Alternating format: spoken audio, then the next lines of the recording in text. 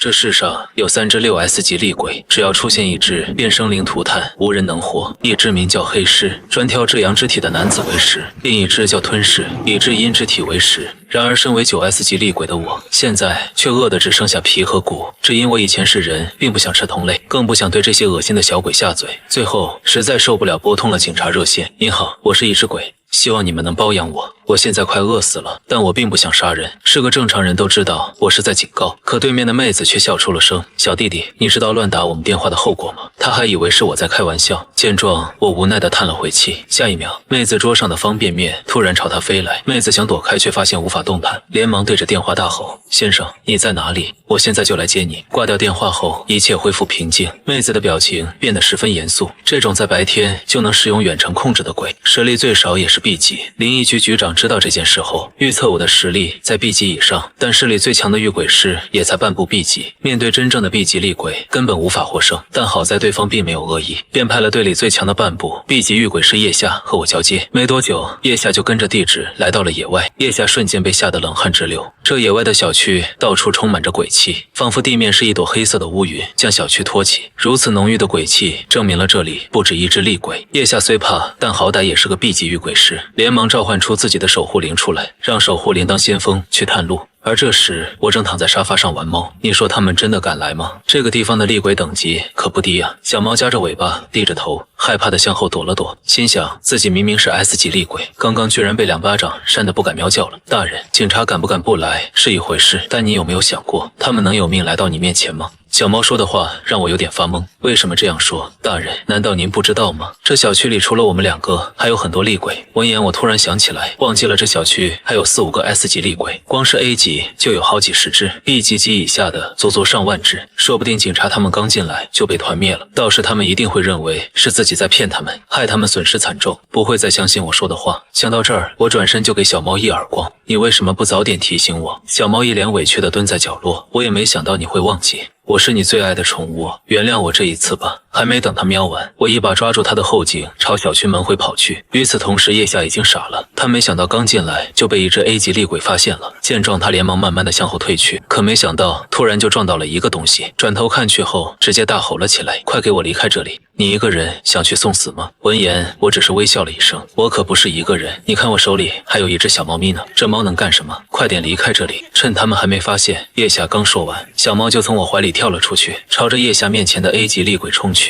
叶夏顿时张大了嘴巴，脑海里已经想象出小猫被活吞的画面。可就在下一秒，小猫跳在了厉鬼的肩膀上，随即张大巨嘴将厉鬼的头颅含进了嘴里。刹那间，惨叫声响出， A 级厉鬼化成一团黑烟逐渐消失。叶夏看见这一幕，双腿发软了起来。这可是能灭掉一个城市的 A 级厉鬼啊！被这猫咬了一嘴就没了。那只猫难不成是传说中的 S 级？念及至此，叶夏内心的恐惧瞬间占满全身。要知道，从未有人活着见过真正的 S 级厉鬼。然而现在，这小猫就站在自己眼前，这小子的实力太弱，难道他们故意派了个实力最差的来敷衍你？小猫吃完后来到了我的身旁，一脸嫌弃地看着发抖的叶夏。叶夏看见小猫口出人言，直接被吓得后退了2步。这猫居然还能交流，那肯定就是 S 级了，而且从情况来看，好像还是这个男孩的宠物。不敢想象我的实力到底有多恐怖。我也没想到居然来了个弱鸡，但没关系，既然来了就代表着相信我，你接下来跟着我就行。说完，我就往小区的深处走去。叶夏这时才反应过来，就是眼前这个男孩打电话给警察求抓的。走进小区后，叶夏才发现周围全是 B 级以上的厉鬼，随便一个都可以秒掉自己这个半步 B 级。如果没有跟着眼前这个男孩的话，自己根本不可能会活着进来。很快就到了一个房间，刚一进门，叶夏就差点跪了下来。黑猫见状笑出了声，我一把抓住黑猫，来者是客，我们要好好招待别人。说完，一人一猫就看着叶夏。叶夏跪在地上开始胡想起来，这是准备吃掉我灭口吗？难道局里早就知道这里很危险，派我来不过是让我给他们当点心？但很快叶夏就否认了这个想法，因为他很清楚，凭我的实力根本不需要这么麻烦。真的想吃的话，整个城市没有一人能活。我俯视着他，开始了问话：你们局里的人没告诉你来这里是签什么的吗？之所以打电话给你们，们，就是因为我饿了，但是我并不想吃你们，明白了吧？叶夏下意识地点了点头，突然想起自己前来的目的，但他不敢相信一个 S 级之上的厉鬼居然吃人。明白情况后，叶夏小声地问我，既然你不想吃我们，那你饿了找我们是想做什么呢？我记得你们灵异局有一种东西叫做魂石吧，传闻里面的能量很丰富，吃下这个后就不用吃人了。叶夏点了点头，但是我没有权利做主，需要上级同意才行。见状我也只好答应，看他这菜鸟实力也确实做不了主。交流完后，我将他带出了小区，刚一出来，叶夏就四脚飞奔跑进车里，油门踩到底，飞速离开了小区。此时回到局里的叶夏将自己的所见所闻全部上报给了领导。在这个鬼气降临的世界， A 级厉鬼的智慧和人类一样，甚至还能进化成为 S 级。前不久泡菜国就有一个黑狮女进化成 S 级，统治了全国。如今街道上早已遍布厉鬼，没有了活人，所以一旦一个国家出现了一只 S 级厉鬼，整个国家也将会变成炼狱。SS 级厉鬼更是从未听说过，真出现了，可能就是全球末日。上级得知小区出现 S 级厉鬼的消息，所有高层连忙召开了紧急会议。好在都知道我没有恶意，最后投票决定让资料部长柳如烟和遇鬼部长石天和我再次见面。2个半小时后，又有人出现在了小区门口，除了柳如烟和石天2人，还有一个是研究部长唐四，他想亲眼看看传说中的 S 级厉鬼长什么样，这让石天犯难了起来。这里可是有着无数高等级厉鬼的兄弟，再多带一个没有战力的，唐四行动只会更加困难。但他很清楚，即便不带他，唐四这研究疯子也会自己进去送死。这样一来，国家就失去了一个重要人物。思索片刻后，他还是咬牙接受了唐四。刚进大门，小区的鬼气就涌了出来。柳如烟和石天顿时如临大敌，表情严肃。唐四则是满脸兴奋，双眼发光。忽然一团黑色鬼气出现，来的正是一个 A 级厉鬼。石天看见后松了回气，还好只是一个 A 级，随即就召唤出身上的2个护身灵，准备战斗。可令他没想到的是， A 级厉鬼的随意一拳就差点轰碎了守护灵，还好柳如烟站了出来帮忙，才能不落下风。要知道他们才不过刚进小区2分半而已，才走几步就遇见了这种厉鬼。就在这时，厉鬼突然闪身来到身前，石天连忙将守护灵召唤过来，准备用生命来保护剩下的2人。可厉鬼却直接掠过了石天，朝着身后的柳如烟冲去。完蛋，这厉鬼的智商已经进化了，竟然选择了从弱到强的稳妥打法。唐四不敢相信眼前的这一幕，进小区的第一只 A 级厉鬼就这么恐怖，要是这里的 S 级来到城镇，那么整个国家岂不是会变成一个自助餐？很快柳如烟就被一团鬼气笼罩，石天想去帮忙却毫无办法，只能不断嘶吼着宣泄自己的情绪，而鬼气里断断续续的传出柳如烟的惨叫。紧接着撕裂声响起，石天顿时瞪大了眼睛，不知道这是柳如烟被撕开的声音还是其他声音。石天丧失理智的跪在了地上，双眼死死地看着鬼气，仿若木偶一样。这时突然一道金光降临，钻进了包裹柳如烟的鬼气里面，下一刻鬼气消失，柳如烟完好的重新出现在了视野里，只是表情有一点伤心。原来刚刚被撕裂的是他的守护灵，来的又是弱鸡啊，一个 A 级居然就让你们绝望了。只见鬼气消失的地方出现了一个人影，3人闻言瞬间摆出战斗姿势，死死盯着。佣人不屑地转过头轻笑了一声，唐四则不可置信地看着眼前的男人，这人是10大天主的洛风。石天闻言放松了下来，这下这次的行动应该没什么大碍了。要知道10大天王每一个都是 S 级遇鬼师，是华夏国最强的10人，但这次洛风表情却十分严肃。这次本来是被派来潜伏保护他们3人的，不是生死一线的话，他绝不可能会出手。在外人眼里， S 级遇鬼师拥有战胜 S 级厉鬼的实力，但只有10大天王清楚，想要战胜厉鬼需要5个天主合伙才行，而且战斗结束后还得休养半年才能回到巅峰，所以一般情况他们都要保存实力，尽可能不出手。如果这次不是柳如烟快没了，他说什么也不会出手相助的。石天眼看暂时没有危险，便拨通电话问上次来这里的叶夏，想问清楚这里到底是怎么回事。他想不通，平时自己一人就能解决的 A 级厉鬼，在小区里却差点秒掉了3人。然而刚接通说了2句，手机就被一股力量切成了2半，危机感瞬间涌上心头。叶夏很清楚这是小区厉鬼在阻拦，于是他连忙将洛风出现的事上报给了领导。上级知道后迅速修改命令，所有人第一前提是活着回来，即便没遇见先前那 S 级厉鬼也没事。与此同时，石天他们正被厉鬼包围着，洛风灭掉5只 A 级厉鬼已经没了力气，但不等他有半点松懈，很快又出现了几只 A 级厉鬼。见状，他连忙开启自己的领域进行压制，随即又从裤兜里拿出魂钉，只要将其扎进厉鬼身体，就能让对方失去战力。可此时他已经没有了力气，并且这里的 A 级比外面的强大了数倍不止，领域也随着时间逐渐消失。洛风担忧地看着眼前，没想到自己这 S 级遇鬼师居然会死在一群 A 级厉鬼手上。然而就在领域消失的一瞬间，一道银光从远处闪出，穿过 A 级厉鬼的脑门，随即4个人影出现在空中。洛风，几个 A 级鬼你都解决不了吗？此刻洛风看清来人后松了口气，说话的人正是队长白心，他的出现就代表了一队所有人都来了。唐四睁大眼睛看着众人，五大天王同时降临，这种情况普通人一辈子都见不到。与此同时，我正躺在床上玩着手机，其实我早就感受到了小区鬼气的波动，只不过黑猫给我说是几只厉鬼在抢地盘，在小区经常发生这种小事，厉鬼想要进化就只能大量吞噬才行，因此我也就没当回事，只要不是局里的人我都不想管，有魂师吃才是正事。想到这儿，我突然起身，如果又派了弱鸡来，说不定就被秒了，还是得亲自去接一接才行。念及至此，我抓起黑猫就朝小区赶去，刚出门就感受到了一股鬼气，这是哪个厉鬼？怎么会离我这么近？黑猫闻言连忙解释，是隔壁楼的一个 S 级厉鬼，他蛮弱的，大人不用管他。黑猫说完，眼神有一丝躲避。我思索片刻后决定去看看，他鬼气外泄，说不定会让局里的人害怕，不敢来的话，自己又要饿上几天了。很快我就来到隔壁，打开门问他在干什么。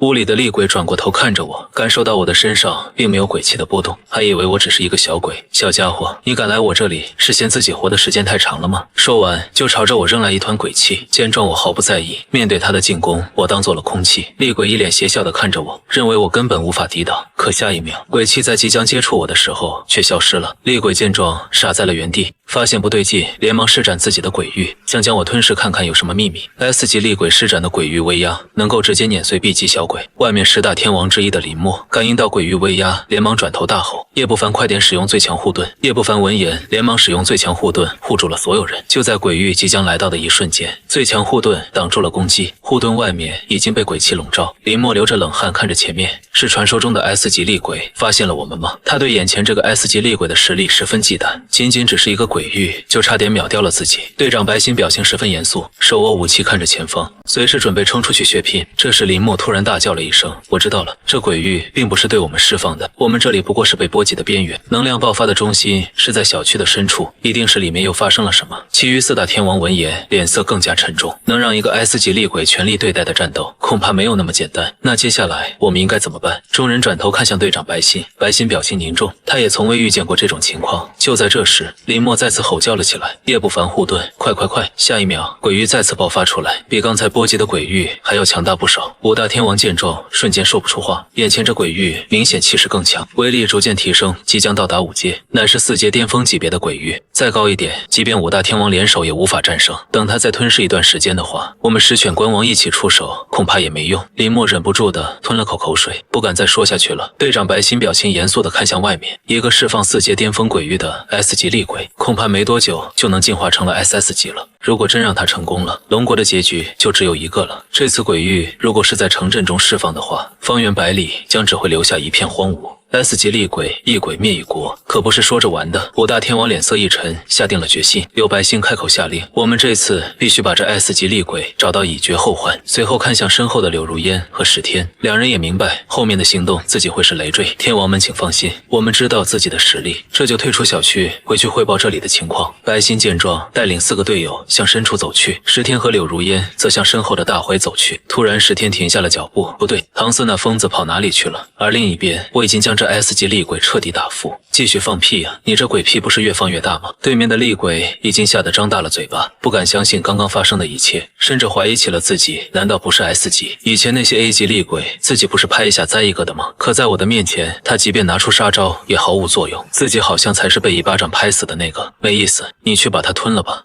我对着一旁看戏的黑猫说道。黑猫收到指令后走上前准备将其吞噬。与此同时，5大官王这边遇上了麻烦。S 级镜面鬼化身唐四主动找到了他们，好在真的唐四藏在暗处及时出现。可镜面鬼被识破后非但没跑，反而流着口水邪笑着看向5人。下一瞬鬼域爆发，瞬间将5大天王笼罩。我感受到了不远处的鬼气爆发，转头看向黑猫，这镜面鬼我能战胜吗？黑猫闻言傻在了原地。大人，你是不是困了？那镜面鬼最多也就 S 级巅峰，而你可是 SSS 级以上啊。听到黑猫的解释，我才知道自己的强大，随即就准备出去救人。可一直敬仰我的黑猫这时却拦住了我。主人，您先听我说一件事，不久后鬼潮爆发，万鬼降临，无数只 S 级及以上的厉鬼将会出现在蓝星，人类现在最强的等级也不过只有 S 级，到那时他们反正也会死，你何必救他们？说完，我身上瞬间爆发出一股威压。黑猫见状立马躲在了角落，以为是我饿了想吃火锅猫，而我只是死死地盯着它，心想这猫果然有着很多不为人知的秘密，随即便看着它冷冷出声。我知道人鬼战争是不死不休的，但有着人类经验的我知道，他们是懂得团结的，即便鬼潮真的来了，他们也能解决。说完，我就朝着五大天王的位置冲去。黑猫早已经被吓得浑身颤抖了起来，想不清楚自己的主人到底是人是鬼。一旁跪地的 S 级厉鬼明白情况后，立马表示忠心，以后生是主人的狗，死是主人的鬼。与此同时，远在千里外的樱花国忙碌了起来。他们得知龙国五大天王陷入苦战，便用群众生命引着自己国家的3只 S 级厉鬼来到边境。一只是 S 级裂口女，没事就喜欢走到街上问别人自己美不美，说不美的就会没头，永远失去说话机会；说美的则奖励和自己一样的大猎回。第二只 S 级厉鬼梦中人，可以进入对方的梦境进行杀人。还有一只 S 级厉鬼红披风，这鬼像有着精神病，只会在上厕所的时候出现，询问对方想要红手指还是蓝手指，可不管怎么选都会吃掉对方。而此时镜面鬼已经将五大天王分别关在了5个空间，原本还能勉强抵挡的他们，现在瞬间落入了下风。队长白心明白已经没有办法，便大吼着让所有人听令，等一会儿我会全力将空间破坏，一瞬间你们4个找准机会先跑，我们身为华夏最强战力，不能都死在这里。洛风闻言第一个出来反对，很多事还得需要队长你才能解决，我的实力和你差不多，所以让我自爆是最好的选择。队伍里的坦克叶不凡这时也反对，我的职责就是保护你们，你们一个都别想死在我前面。队友们纷纷站出来主动现身。队长白心看见这一幕，内心十分复杂，叹了口气告诉众人，这只镜面鬼已经快达到了 SS 级，只有我自爆你们才有一丝机会逃生，换别人不可能会对他造成重伤，所以这次必须听我的。剩下的4大天王又何尝不知道呢？都眼含泪水地看向队长白心，这次可能真是最后一次见面了，自爆后实力再强也会被炸成灰尘。只见白心缓缓地闭上了眼睛，下一秒突然睁开，身旁亮出耀眼的金光，指尖涌出的金光逐渐汇聚，压缩成一颗炽热的金球在白心手掌上，而这就是他能成为华夏第一强者的底气。下一颗金球突然开始出现裂痕，一股强大的能量逐渐出现在空气中，可就在下一秒，一股黑气突然出现，将金球控制住，重新钻回白心身体里，并且将镜面鬼的空间直接捏碎。这是怎么回事？五大天王联手都无法攻破的鬼域，居然就这样被捏碎了，还将堪比太阳高温的自爆能量给压制住了。这人的实力恐怕超出了现实。其余4大天王也从镜像鬼的鬼域里跳了出来，互相看了看，不知道发生了什么。我们不是要死了吗？镜像鬼突然全吼了一声，他也发现了是有人在干扰自己，转过头就看见了我，就是你弄的好事吧？既然如此，那就吃掉你，让我进化成 SS 级吧。说完就操控着鬼气冲了过来。然而就在即将接触到我时，黑猫从我身后跳了出来，一掌按在了镜像鬼的脑门上，瞬间就将他轰飞了70-80米远，镜子甚至都开始出现了裂痕，鬼气更是弱了一大截。主人，这破镜子就让我来解决吧，您去找那几个人类吧。见黑猫实力还不错，我点了点头，走出了鬼域。五大天王见状，瞬间吓出了冷汗，他们眼里我就是个没有鬼气的普通人，居然在这厉鬼遍地走的地方毫发无损。白心瞬间拉起双剑，摆出战斗姿势，直觉告诉他，眼前这人最少是 SS 级厉鬼，刚刚帮助自己的应该就是眼前这人，你到底想干嘛？闻言我轻笑一声，老妹能和我谈个诡异的恋爱吗？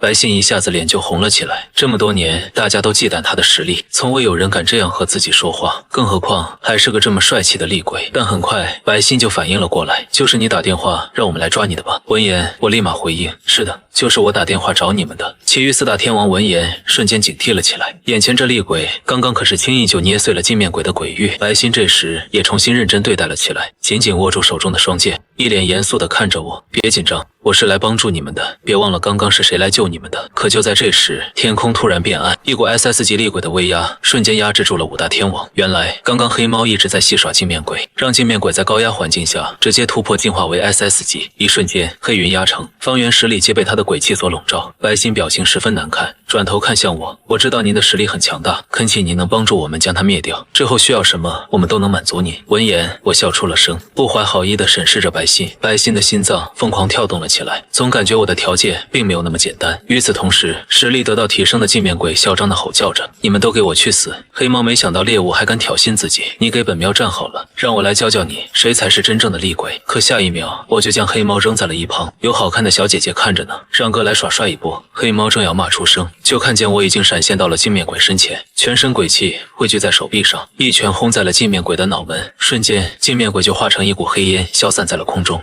随着镜面鬼的消失，天空上的阴沉的鬼域也随之消散。一旁观战的五大天王不敢相信自己的眼睛，刚刚那可是能轻松毁掉一个国家的 SS 级力，即使集结全球的御鬼师也不可能获胜，就被这人一拳给轰没了。就在镜像鬼身体消失的时候，一颗蓝色水晶掉了下来。这是什么东西？我看这水晶有点发麻。研究部长唐瑟来到身旁，开始介绍：大哥，这东西叫做鬼镜，里面包含着厉鬼生前大部分的鬼气和修为，对其他鬼来说就是大补之物。原来如此，这不就是玩游戏里面的升级经验吗？我转头看着黑猫和绿，两人的口水止不住的往下流，随即我就将鬼镜扔了过去，你们两个自己去抢。没多久，绿鬼吸收了半颗，实力提升到了 S 级巅峰，而黑猫只是打了个饱嗝，身上的气息没有一点变化，和我猜想的一样，这黑猫身上果然有着很多秘密。这是华夏高层和五大天王联通的视频，白星将通讯设备放在我手上。小鬼，你第一次打电话是说的什么？要求你重新说一次，我看看国家能不能满足你。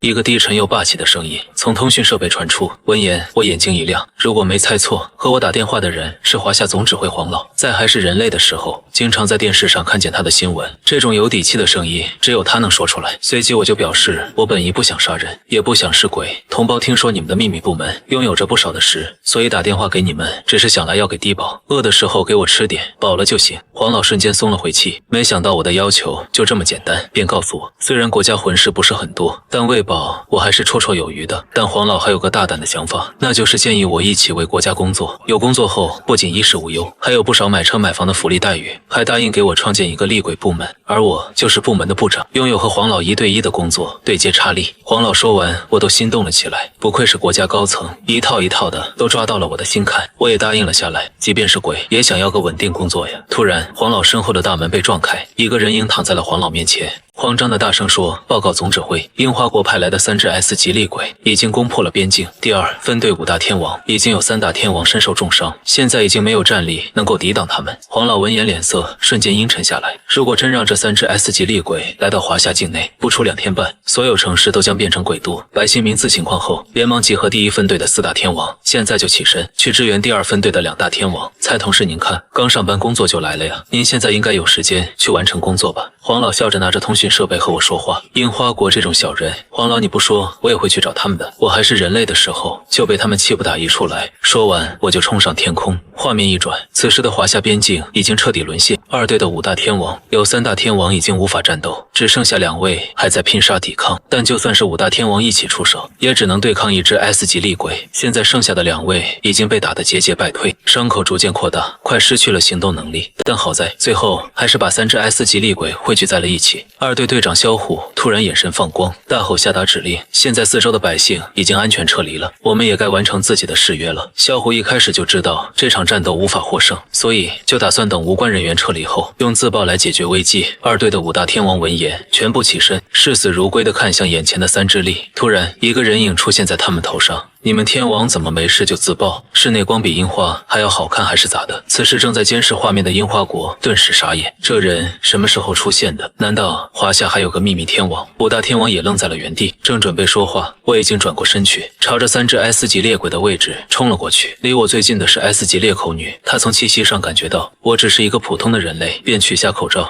问我她美不美，是不是就只会说这几个字？不说话不会战斗是不是？自己买个镜子，看你那鬼样，还美不美？你自己看了。准保猛一套连招下来，裂口女笑容的脸瞬间沉了下来，一股杀意顿时释放出来。你居然说我不美，那你就应该去死！一股强大的鬼宗从她的身上散出，鬼域将天空覆盖，充满了杀气。可对此，我只是打了个哈气。就这么还有吗？说完，我就闪现到她的身前，一拳轰在她的大裂嘴上。就这还想让我死？下辈子多学点化妆术，再出来问我美不美。裂口女瞪大眼睛，不敢相信自己的身体居然开始消散。好了，这场战斗也该结束了。正准备补上一拳的时候，身后突然冲出一只 S 级厉鬼，而来者就是 S 级梦中人。小家伙，你看看我的眼里有什么？梦中人的小眼睛盯着我，就这你能看清吗？我抬头就和他眼神相对，可奇怪的是，完全看不清楚他长什么样子。顿时脑海出现个画面，好像是在学生时代的教室里，我正在老师的注视下偷看前面的班画，可下一秒我就笑出了声。不愧是 S 级梦中人，居然能影响到我这种级别的力。可他却忘记了我以前可是华夏人，梦里教室里面的学生全穿的是和服，哪有华夏人上课穿这玩意？这点实力还是别在我面前献丑。我抬头仔细看了看周围，很快就锁定在了一个窗边的小女孩和和在现实一样，完全看不清楚长什么样子。但我知道这就是梦境的创造者。眨眼间，我就闪现到她面前，抓住她的衣领提了起来。在小女孩满脸震惊中，我把她扔了出去。梦中人在梦境里制定的规则对我毫无作用，实力的差距可以让我在梦境里为所欲为。就在小女孩摔倒的一瞬间，现实里的我睁开了眼睛，眼前的梦中人也颤抖了起来。在梦境里，小女孩就是她的真身，虽然没有直接杀掉，但鬼魂也受到了重创，身体也有了逐渐消散的蛆。是还躲着干什么呀？出来见我不好吗？我对着天空大吼了起来。说完，一个披着红色披风的人走了出来。我不明白他为什么不趁我在梦境里的时候动手，难不成他对自己很有把握？很快他的行为就为我解开了疑惑，原来他的攻击地点必须是在厕所。只见他施展诡异，出现了一个卫生间。见状，我直接找个马桶蹲下。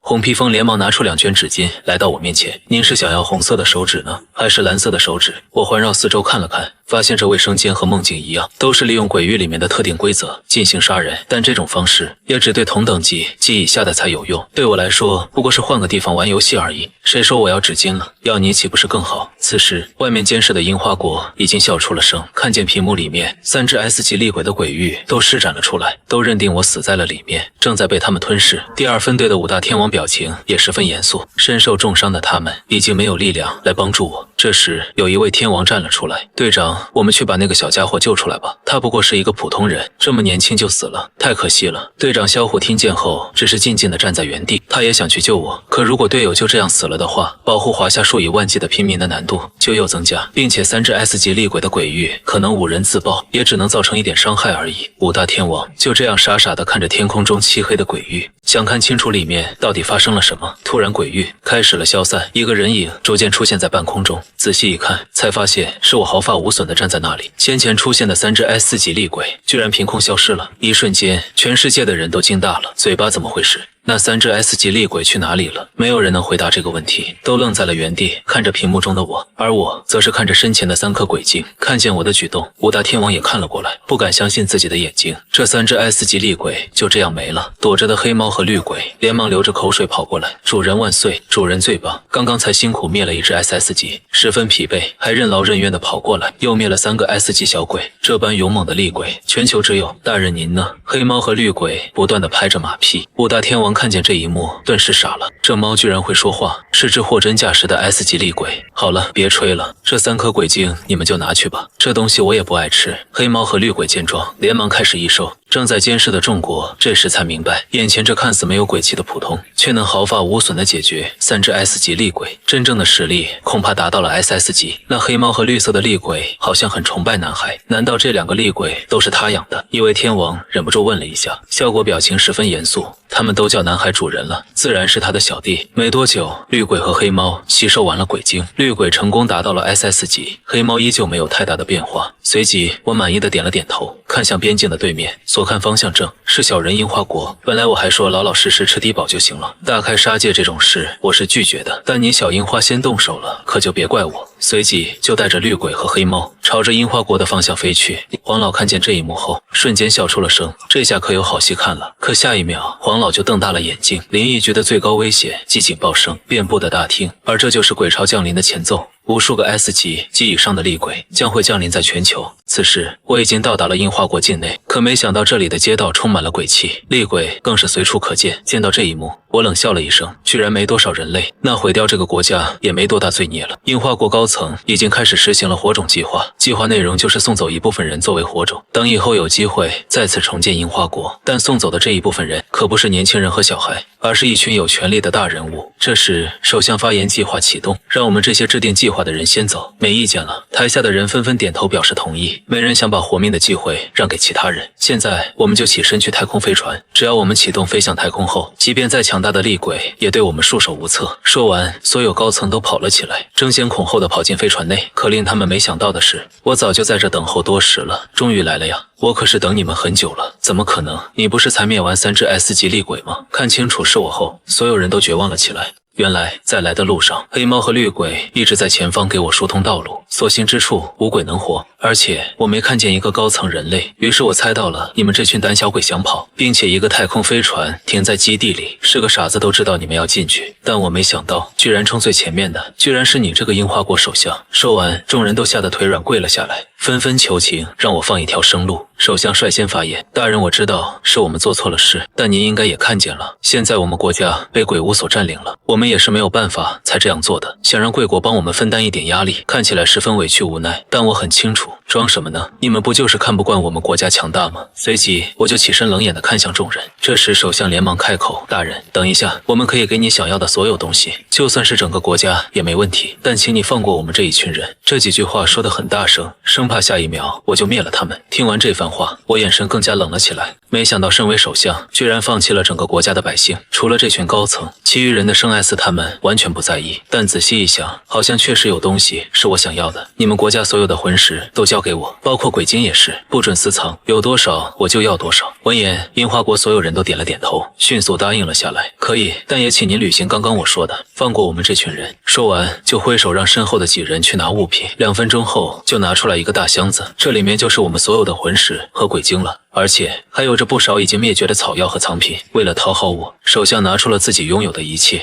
看来你们的态度很诚恳啊，那我就勉为其难的收下。众人看见这一幕都松了口气，他们认为我收了东西就代表同意放过他们。可下一秒，我的脸上却出现了邪恶的笑容，不怀好意的看着他们。我想要的东西已经拿到，那你们还有什么用呢？说完，一股鬼气就将他们几人包围着，让这群火种化成黑气，消失在世界。解决完一切，我正准备离开的时候，一股强烈的鬼气突然从远处涌来，我的脸色也严肃了起来。黑猫这时出现在身旁，主人，从鬼气的浓度来看，应该是鬼潮开始了。从现在开始，整个世界都将会被厉鬼占领，即便是华夏那几个天王，根本没有实力能够抵抗鬼潮。此时，华夏境内已经出现了2扇巨大的鬼门，10大天王分成2队，分别前去。驻守天王林默流着冷汗大喊：“队长，快看那边的黑云，难道是鬼气吗？”百姓看见之后也瞪大了眼睛，这个地方怎么会有如此强烈的鬼气？那鬼气正在逐渐扩大，速度很快就将城市笼罩，2分半后就已经覆盖了方圆100里。5大天王也在鬼气里面消失了踪迹。在鬼气的内部，5大天王身边出现了数不清的厉鬼。还好，这只是鬼潮的第一波，出来的厉鬼并没有那么强大，暂时还没看见 S 级厉鬼出现。麒麟拿起双剑，下令所有人不准擅自离队，谁先看见 S 级厉鬼，立马通报。在这被鬼气覆盖的城市，百姓已经无法判断方向，如果有人单独作战，可能再也无法找到归队的路。而这种情况已经出现在了全球，每个国家都出现了巨大的鬼门，此时已经开始了人鬼真正的战争。在飞船里，我就已经感受到了华夏的鬼气，这鬼气加起来甚至比我还多。看向华夏的方向，我开始担心了起来，他们该怎么做才能抵挡这次的鬼潮呢？思来想去，还是准备回去看一下。可就在这时，我的身边突然涌出一股强大的鬼气，就连空间都被撕碎扭曲了起来。主人快跑，这个地方有问题！黑猫一眼就看出了不对劲，朝着我大喊让我离开，但已经晚了。我本想走的时候，一个鬼气已经将我笼罩，而且还有一股更加强大的鬼气从我脚下冒出，掉以轻心的我瞬间就被樱花国的鬼潮吞噬。此时的华夏境内，麒麟为了掩护队友，也被鬼潮突如其来的鬼气吞噬了进去。可令我没想到的是，迷雾里出现的居然是我家小区。下一秒，小区大门打开，鬼气环绕，一旁的黑猫立马发现了不对劲，主人，这一定是陷阱，没脑子的傻蛋才会进去。转头一看，才发现我已经半只脚踩了进去。你再说一遍我听听。黑猫和绿鬼见状，迅速冲到我身旁。主人的实力去哪里都是游乐园一样简单。说完，小区大门就自动关上。一股鬼气在空中指引着我，让我前往小区最深处第10栋大楼。经过第1栋的时候，里面的厉鬼全部冲了出来，但好在等级都是最低的 C 级，黑猫一人就能轻松解决。在绿鬼的配合下，我们很快就到了第6栋大楼。此时的遇见的厉鬼等级已经达到了 SS 级，黑猫和绿鬼联手也只能勉强战胜。可到了第7栋 SS 级巅峰厉鬼的时候，黑猫和绿鬼竟被对方控制成傀儡，对我进攻。可看见黑猫在我身上抓了半小时，毫发无损的时候，这只 SS 级巅峰厉鬼竟主动化作鬼精为我让路。更奇怪的是，第8栋楼中没有一只厉鬼，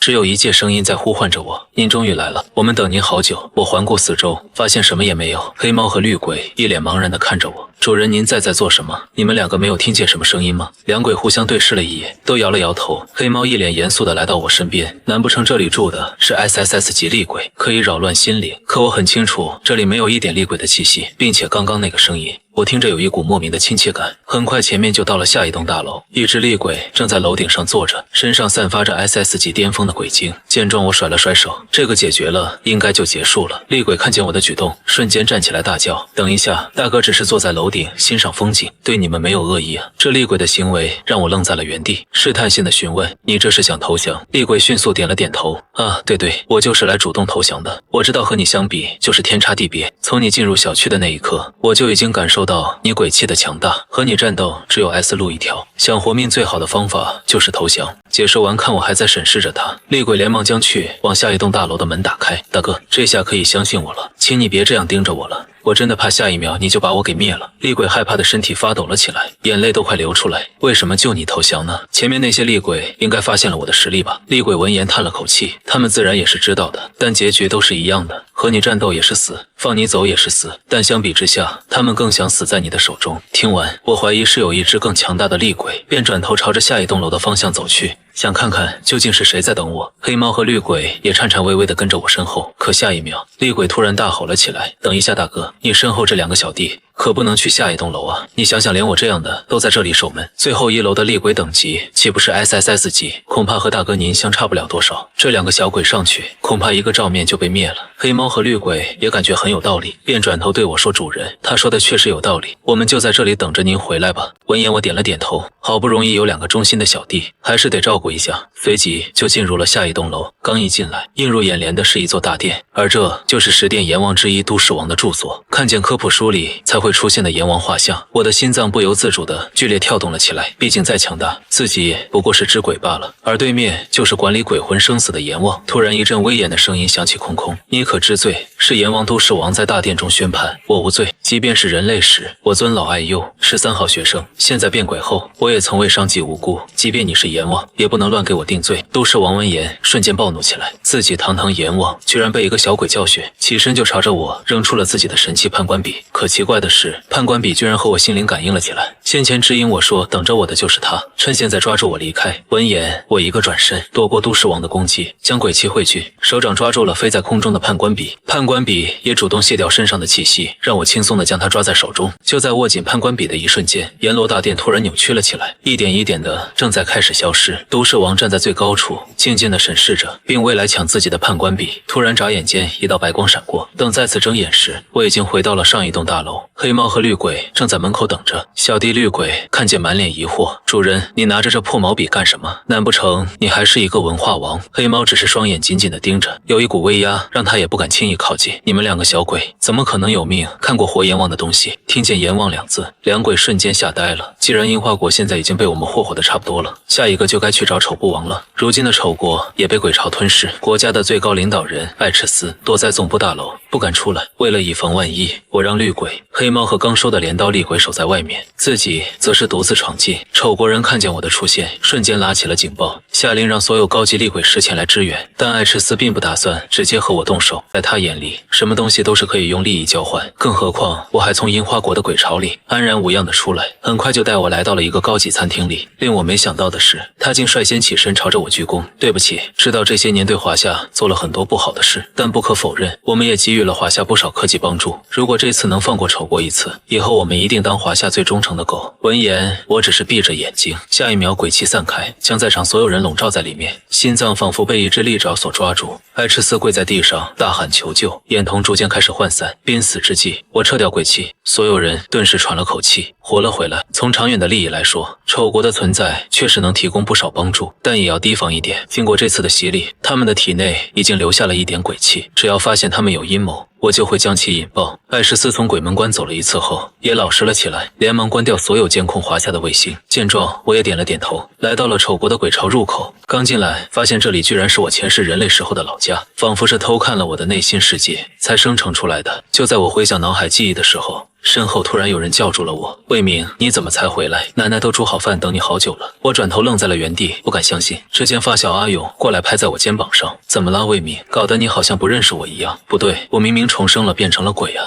为什么他还认识我？为了搞清楚到底怎么回事，我点了点头。那我们回去见奶奶吧。一旁跟着我的三鬼早已被吓得发抖了起来。你们三个别和我一起，自己躲着就好。这一次我也没有把握。我刚进老家的大门，就看见了一个老太太坐在院子中间，看见我后双眼瞬间亮了起来，拿着拐杖慢慢的从位置上起身。带我来的阿勇连忙上前扶着。看见这一幕，我的内心十分复杂，最后还是上去帮忙扶着奶奶。在交谈中，我并没有发现可疑的地方，仿佛就好像以前一样在老家生活。可就在这时，我从小睡的房间突然有一股气息在呼唤我。判官笔也开始了震动，仿佛是同一类别的鬼物。阿勇这时正朝着我的房间里走去，我连忙跟着他的身后。刚进房间，阿勇就准备把门关上，黑猫突然从门缝里挤了进来，张开嘴巴想要说什么。这是我的宠物，就让它进来吧。阿勇听见后只是邪笑了一声，好啊，我喜欢。下一秒，一股寒风吹进房间，即便是我也感觉到了危机。外面原本晴空万里的天空，也在此刻变得昏暗无光。我转头看向阿勇的时候，他已经低着头开始胡言乱语起来。镰刀鬼和绿鬼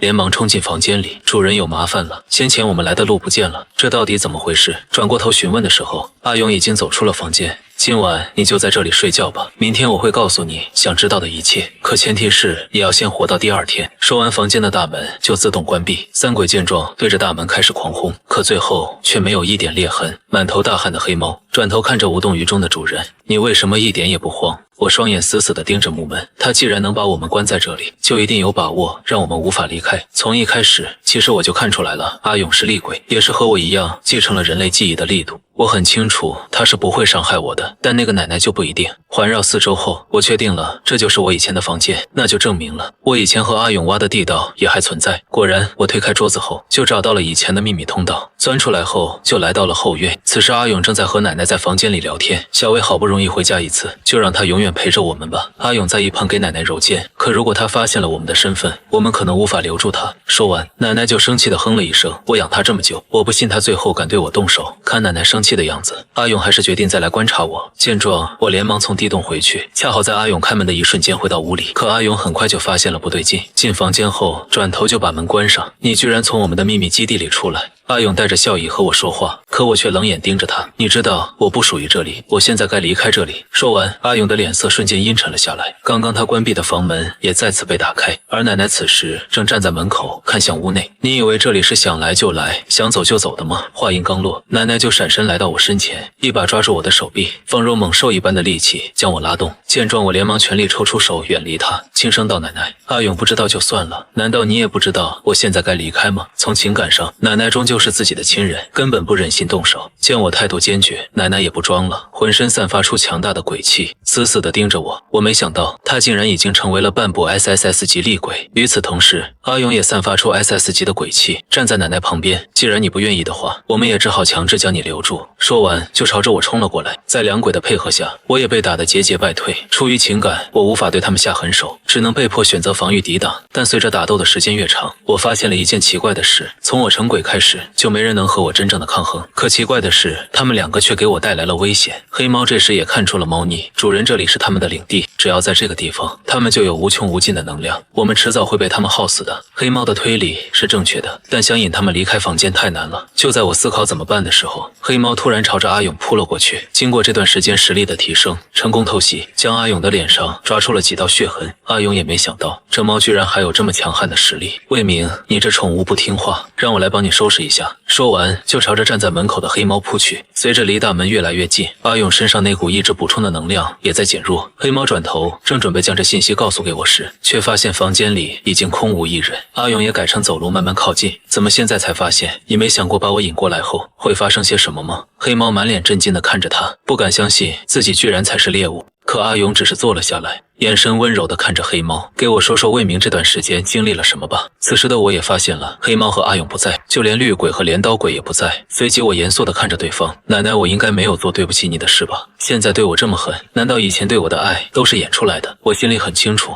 他把我关在这私人空间，肯定是有话对我说。果然，奶奶听完我说的话后，笑出了声。你能来这里，奶奶我很开心。没想到成鬼后，我们还能再见面。既然见了，我就一定得嘱咐你一些事。见状，我也松了口气。上一世是你养我，难不成这一世你想让我来养你？这句话让奶奶愣住。没想到我居然会说出这种绝情的话。就在奶奶愣住的这一瞬间，我连忙使用鬼气将她包裹着。少了阿勇的帮助，奶奶明显不是我的对手。奶奶，你身上有能提供无限能量的东西吗？奶奶对视了片刻后叹了口气。既然你都知道，那凭什么你会感觉我会将这东西给你？可下一秒，奶奶的眼睛就瞪大了起来，看见我从裤兜里掏出了判官笔，看他的反应，我确认他身上的东西一定和这个差不多。只见奶奶看着判官笔，眼神复杂的看着我。原来你就是那天选之人，我也不是因为缘分相见，而是你本就应该来这里。说完就卸掉身上的鬼气，对着我无奈的说：“将我松开吧，现在开始我不会再对你动手。有些话我得跟你说。”看奶奶的样子，我点了点头，将鬼气收了回来。奶奶思索了片刻后给我解释：“你手上的那个东西叫做判官笔，而我身上留着的东西是一个砚台。这东西本来没什么用，和你判官笔一样，单独使用就是废物。但现在你只需要再找到衙门墨的话，那三者联合使用将可以改变整个世界。至于是什么，我现在不能告诉你。”奶奶深深地叹了一口气：“你应该知道，我如果把这砚台给你，这片空间和我们都会消失。但是小魏，你难道不想去见见你的父母吗？”说完，奶奶瞥眼看向判官笔，嘴角轻微地笑了一下。也正是这个举动让我知道她在骗我，现在只不过在拖延时间，想找机会偷走我手里的判官笔。原来每个鬼巢迷雾都是因为一个任务而存在，只要拿到了砚台，奶奶也将会和迷雾一起消失。奶奶，那你想让我留在这里做什么？还是想从我身上拿走什么呢？说完，奶奶的脸上闪过一丝诧异。我怎么可能会要你的东西？说完就拿出砚台在手掌，这就是我说的那东西。就在下一秒，我闪身拿走砚台，奶奶瞬间诡计爆发，十分愤怒。突然黑猫冲了过来，主人他想留住你。阿勇此时来到气急败坏的奶奶身边，他不属于这里的，你没看见他手里的判官笔吗？这东西要是被我拿到 ，SSS 级都将变成蝼蚁。看见已经被欲望冲昏头脑的奶奶，我不禁自嘲了一声。我原本一直以为你还像前世一样善良，成鬼之后，看来你已经变了。说完就拿着判官笔和砚台碰撞，刹那间，奶奶惨叫了一声，身体开始逐渐透明起来。而阿勇却不同，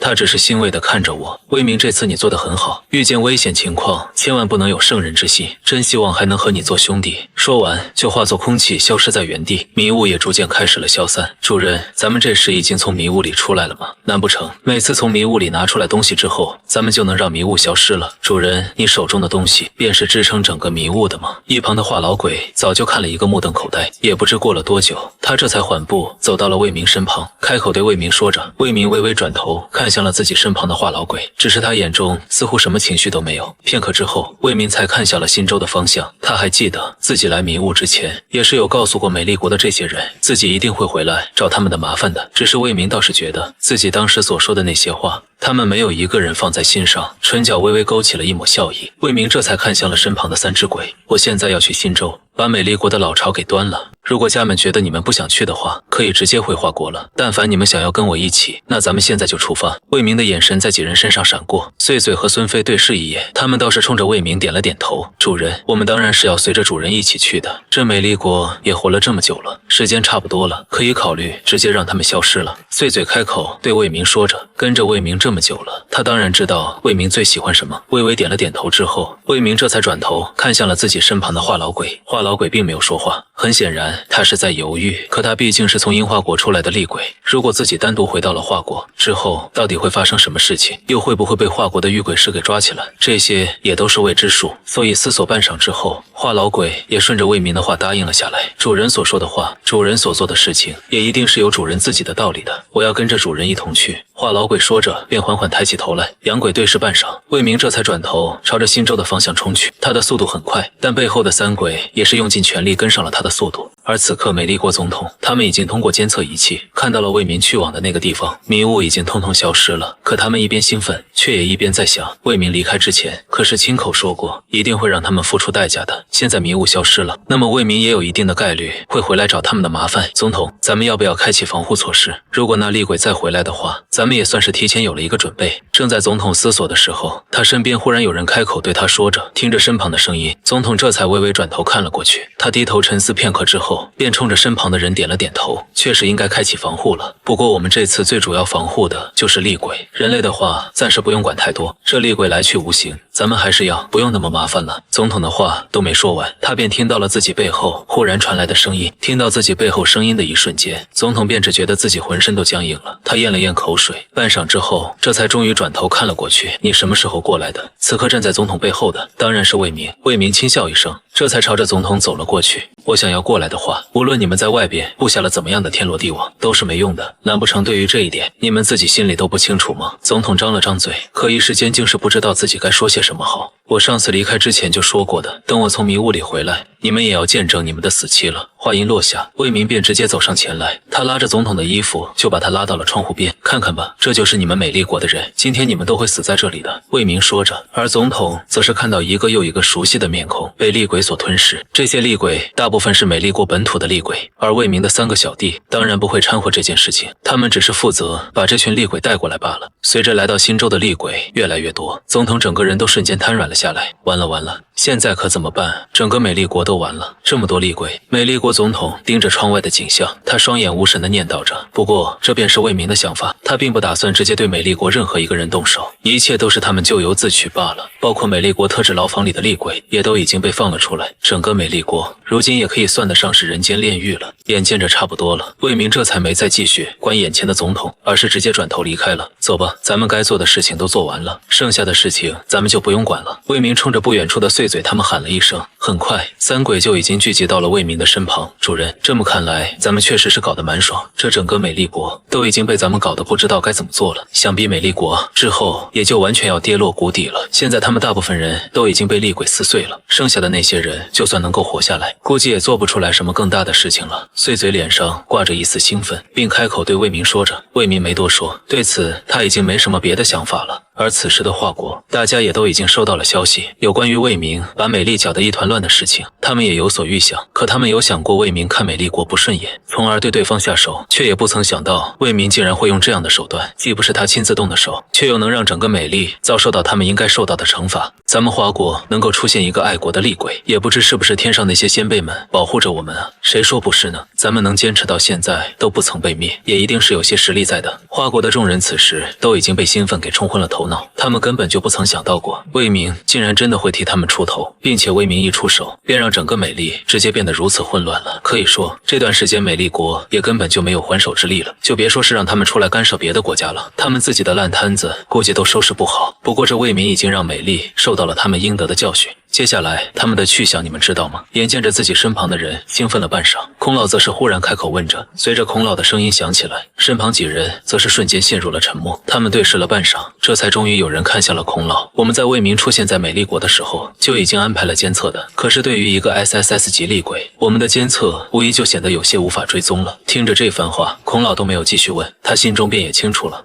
看来他们根本就没有追踪到魏明的行踪。其实这个时候，孔老倒是很想和魏明当面谈一谈。到目前为止，魏明已经让2个迷雾消失了，那么他也一定是知道让迷雾消失的方法。如今5大天王重新进入迷雾也有一段时间了，可迷雾之中什么动静都没有，这不由得让他们心中也都有些慌张了。既然不知道魏明的踪迹，咱们就先不用管了。5大天王进去的那个迷雾还是要派人盯着点，万一有什么情况的话，咱们也好及时做出反应。孔老一边说着，一边无奈地叹了一口气。若是魏明此刻在华国的话，可能很多事情就更加得心应手了。孔老心中想着，下一刻，眼前的所有人忽然就没了动静，就好像是有什么人出现在他们面前，不让他们开口了一般。你们怎么不应声？难不成这件事情对你们来说还是有些难度的不成？孔老缓缓开口说着，并同时抬起头来。可他刚抬头，便看到了一旁门口站着的魏明。看到魏明的瞬间，孔老一下子就站了起来，那速度看起来一点都不像是他这个年纪能够做出来的速度。魏明，你什么时候回来的？不是刚才还在美丽国闹事吗？速度怎么这么快？一旁的梁安志也已经缓过神来了，他往前一步开口，冲着魏明说着。闻言，魏明的眸里也是闪过了一丝笑意，自然是因为美丽国的事情都已经处理好了，我这边也没有什么顾虑了。不过看到我回来，你们好像很兴奋。魏明一边说着，一边轻笑着挑了挑眉头。他心中自然是清楚的，这群人看到自己之所以这么兴奋，是因为他们如今已经确切的明白自己对他们根本就没有任何敌意，并且也是会无条件的帮助整个华国的。他们当然开心了。一旁的孔老也缓步朝着魏明走了过来。与身旁人不同的是，大部分人看向魏明的眼神之中，除了激动兴奋之外，也还有着一些害怕。毕竟魏明是一个厉鬼，没有人知道他会不会忽然发动攻击。可孔老似乎根本就不担心这件事情一般，他缓步走到魏明身旁，这才抬手在魏明的肩膀上拍了拍。好孩子，你这次做得不错，并且也不是你自己动的手。无论以后有什么人想拿这件事情说你的不是，咱们都是有理由的。孔老看向魏明的眼神里充满了自豪，魏明自然也是点头，受下了来自孔老的称赞。不过刚才我好像听你们说，已经有5大天王进入迷雾了，并且现在还没有出来，这是怎么回事？魏明直接坐在了一旁的沙发上，随后他才转头看向了梁安志。有关于灵异局的事情，自然也还是要问一问灵异局总局长了。梁安志倒是没想到魏明会忽然问自己这个问题，他微微愣了片刻，这才和魏明讲了最近所发生的所有事情。听完之后，魏明这才缓缓点了点头。他倒是没有想到5大天王竟然会是第2次进入迷雾，没有拿出迷雾里的阵物便直接出来，能出来就已经算得上是运气使然了。可他们竟然还有胆子第2次进去，一时间魏明都不知道自己是应该夸他们还是应该骂他们了。所以他们现在不但是没有出来，还已经没了消息。魏明低头沉思片刻之后，这才抬头问着眼前的梁安志。闻言，梁安志也是连连点头。迷雾没有表现出来什么不同，所以我们也不知道到底里边是发生了什么事情。他们可是我们华国御鬼师的顶梁柱，万一真的出了什么事情，怕是我们华国也就……梁安志的话并未说死，但他想要表达的意思也是已经很明显的了。魏明盯着梁安志半晌，这才轻笑了一声：“你是想让我去迷雾里走一遭，把他们带出来？”魏明话音落下，梁安志沉默片刻，这才冲着他点了点头：“不错，我确实是这个意思，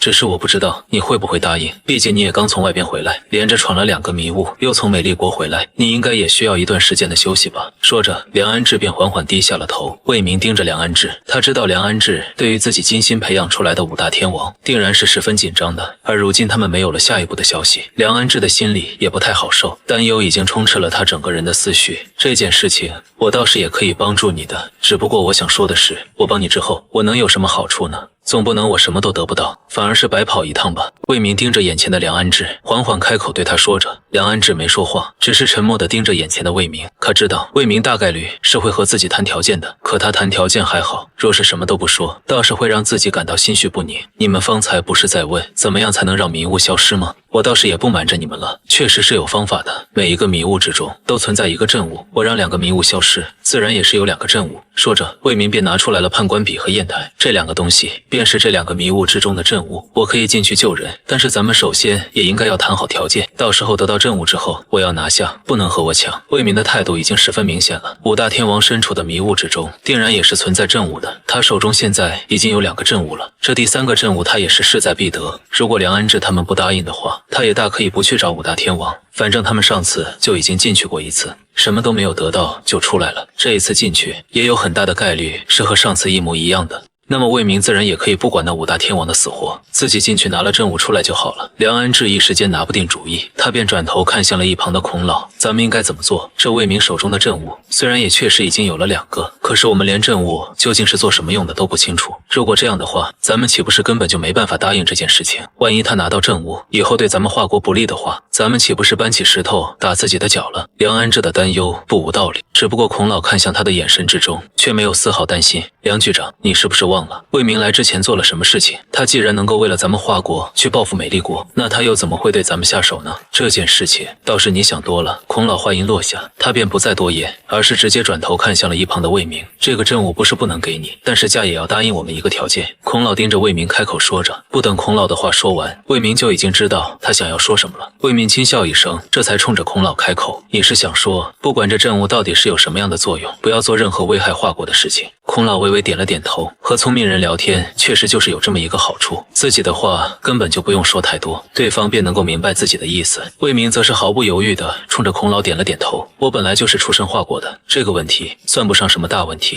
我当然是可以答应你的。那么这件事情就这么说定了，把地址给我，我马上就过去。”魏明说着，便转头看向了梁安志。既然孔老都已经答应了，梁安志又能多说什么呢？他有些无奈地轻叹了一回气，这才转头朝着一旁的屏幕指了指：“就是这里，如果你要直升机的话，我们也可以给你安排。如果你想。”梁安志说着，转过头来，他这才发现魏明不知道什么时候已经迅速离开了。这家伙怎么走这么快？我话都还没说完呢。梁安志一时间有些不爽，可他也只能低声的吐槽：直升机的速度怕是也没有魏明他自己的速度快吧？厉鬼本来就是没什么重量的，他愿意自己主动离开，那就自己走好了。他答应好的话，也一定是会做到的。咱们就等着好了。其他人没有听到梁安志口中所说的话，可一旁的孔老则是听了一个一清二楚。他缓缓开口，对梁安志说着。闻言，梁安志这才点了点头。很快，魏明就出现在了迷雾周围，而他身旁也依旧跟着碎嘴孙飞，还有话痨鬼。鬼。话痨鬼不论怎么说都要和他们一起。魏明无奈之下，倒是也答应了下来。能让五大天王成功出来的迷雾，魏明可并不觉得这迷雾之中有多么危险。咱们看一看这个能让他们进来2次的迷雾究竟有什么不一般的。魏明对身旁的3鬼说完，下一秒便毫不犹豫地走了进去。眼见着魏明脚步如此匆忙，身旁的碎嘴他们也是连忙追了上去，很快便已经来到了迷雾之中。而映入眼帘的便是灵异局的大楼。魏明盯着大楼，这才清楚为什么他们能够成功逃出去。如果说这华国之中什么地方是他们最熟悉的，那定然就是这灵异局的大楼了。主人，这迷雾的幻象倒是也有点意思，竟然会是灵异局的犬楼，不过就是不知道这大楼里边有什么东西了。一旁的孙飞开口对魏明说着，而魏明倒是轻笑着摇了摇头，不管这迷雾里到底有什么东西，你都要清楚一件事情，既然五大天王已经走过一遭了，那么一开始的那些阻碍也定然是已经被他们清除了，我们不用着急，尽管往上走就是了。魏明这话说完，一旁的3鬼也是连连点头。他们踏入大楼之后，果然发觉身旁根本就没有一只厉鬼，那么我们继续往上走就行了。无论这大楼里之前有什么厉鬼，有什么危险，现在也应该都不存在了。魏明话音落下，转头就朝着一旁的楼梯往上走，背后的3鬼倒是提高警惕，盯着眼前，双眸也是一眨不眨的。与此同时，此时的麒麟等人，他们也正在追着那诡异的男人。男人走走停停，似乎在等背后的几人追上来，又好像不是。跟着走了10几分钟之后，他们这才终于看到了不远处高矮错落的楼房。这里怎么会有楼房？这男人是故意引我们过来的。反正幻象之中存在的所有东西也都是幻象罢了，咱们也不用太担忧。麒麟背后的几人都在小声的讨论着，可麒麟的眸子却不由自主的紧了紧。眼前的这一幕让他几乎是瞬间就有了一丝不好的预感。果不其然，那男人就已经不见了身影。我们跟丢了。麒麟暗骂一声，这才抬头看向了眼前的城市。既然引诱他们过来的人都已经消失了，他们自然也是不需要继续躲藏了。虽然这地方也一定是幻象，但是咱们也不能贸然闯进去吧，怕是之后对咱们也没什么好处。还有就是咱们如果进去了出不来，怕是连回去的路都找不到了。麒麟身旁，邓野舟忽然开口说着，而古拓几人也是连连点头，他们也非常赞同邓野舟的话，只是麒麟对此却有不同的意见。既然那人都把我们引过来了，咱们也当然是要去看看了，反正来到这里，咱们不妨进去看看，到底他为什么引我们来到这里。麒麟话音落下，不等身旁人回答自己，便直接朝着前方走去了。麒麟的意思既然都已经摆在明面上了，如果他们选择不跟上去的话，似乎也不太好，所以几人对视一眼，这才纷纷叹了一回气。走吧，咱们队长都已经主动出发了，我们不过去算什么样子？古拓缓缓开口说着，随后便主动跟上了麒麟的步伐。几人跟随着进了这城市之后，这才发现了这城市的不同寻常。他们在迷雾里待的时间多了，自然就下意识地认为自己见到的所有人应该都是厉鬼，所以进门的一瞬间，他们就已经打起了12分的精神。但让他们没想到的是，虽然映入眼帘的全都是人，可他们却没有一个转头看过来的，就好像他们只是这整座城市之中最为普通的几个人一样。盯着眼前的人看了半晌之后，麒麟这才轻轻地松了一口气，随后他便转眸看向了身旁的几人。目前看来应该没什么大事，只是咱们还是要提高警惕。他们纵然如今没有对咱们发动攻击，但我们也不否认，会不会是他们想要引咱们进去，然后来上一个瓮中捉鳖，所以该做什么就依旧做什么，别降低警惕心。麒麟话音落下，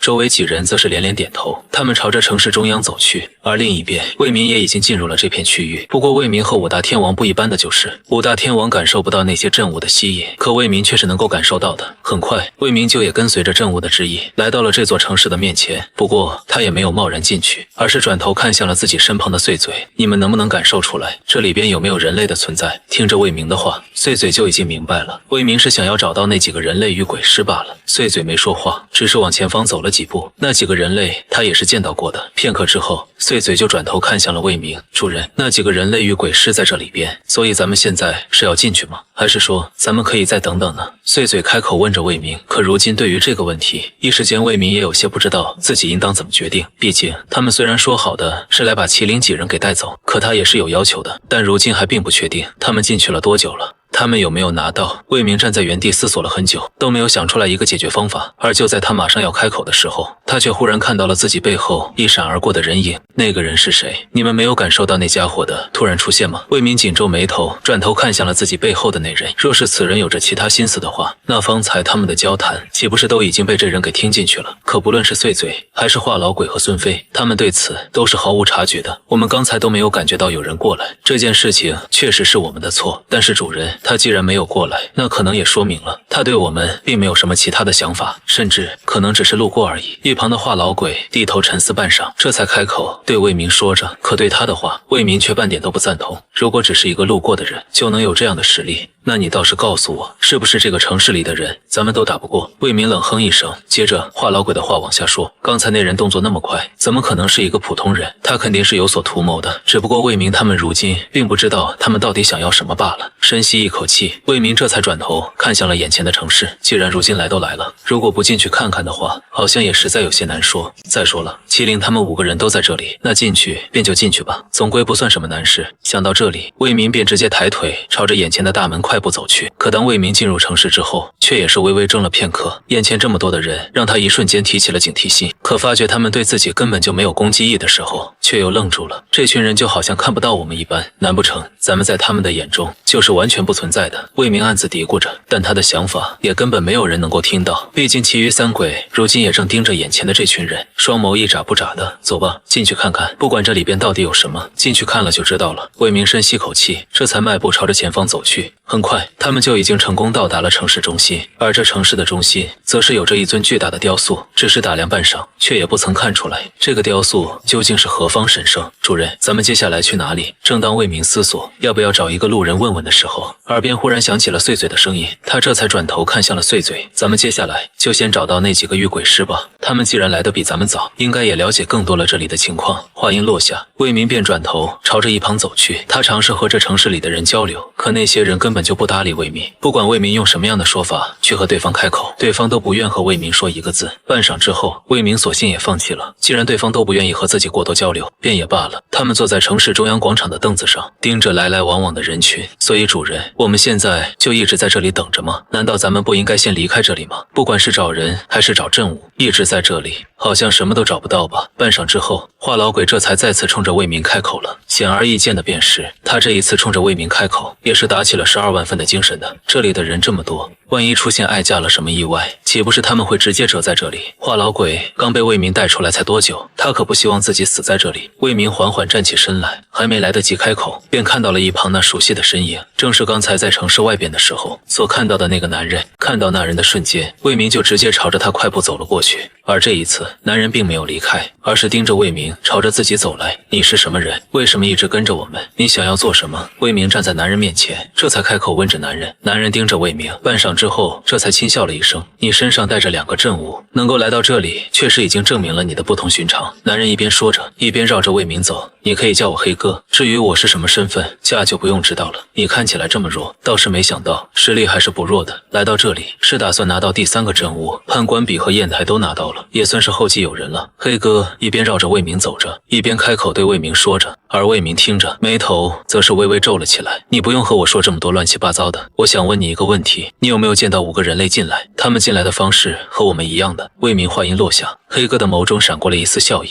看着他眼中的笑意，魏明就已经明白了，他定然是知道麒麟等人的踪迹的，只是他愿不愿意说，自己就不知道了。双方对视半晌之后，黑哥这才笑着冲魏明点了点头。既然你想要知道他们现在在哪里，我倒是也可以告诉你，只不过总不能只有我告诉你。可是你却什么都不给我吧，一点好处都没有的话，你让我怎么告诉你呢？听着黑哥的话，魏明虽然有些不情愿，可他不得不承认的就是，黑哥所说的话好像也确实是这么一个道理，两人不过就是萍水相逢罢了。他似乎也没有什么理由能让对方直接给自己什么好处。低头沉思不过片刻，魏明就抬头看了过去。既然这人如今愿意主动现身，甚至还愿意给自己说这么多东西，那也确实说明了一件事情，自己身上一定是有什么他想要的东西，所以他才会主动出现，并且和自己说这么多。如果他没有任何看上的的东西，想必也根本就不会主动出现，并且和自己说这么多了。意识到这一点之后，魏明非常果断地选择了开口询问：“黑哥是吧？你自己说说看，你想要什么？如果我可以做到的话，咱们倒是也好商量。但如果你想要的东西，我无论如何都做不到的话，那就不好意思了，咱们这场交易就不用继续进行了。”黑哥听着魏明的话，这才轻笑了一声：“确实，你很聪明，我也确实是有想要的东西，但是不得不承认的是，你看出来了，这就不好玩了。现在提出来条件，比起来做好事情之后再说，要少了好多乐趣呢。”黑哥冲着魏明轻笑着，而魏明也已经听懂了黑哥的话外之音。看来从一开始，黑哥就不打算直白地告诉魏明他想要什么，他只是想让魏明知道他是有要求的。而等他帮助魏明找到麒麟等人之后，再主动说起这件事情，那么到了那个时候，不管黑哥想要什么，魏明都不好再进行推辞了，除非直接把黑哥消灭。可无缘无故的这么做，总归有些不太好。黑哥上下打量着魏明，片刻之后，这才冲着魏明开口了：“我想要你手中的判官笔，不知你愿不愿意给我用用呢？”看着黑哥眼中的笑意，魏明倒是瞬间就冷了下来。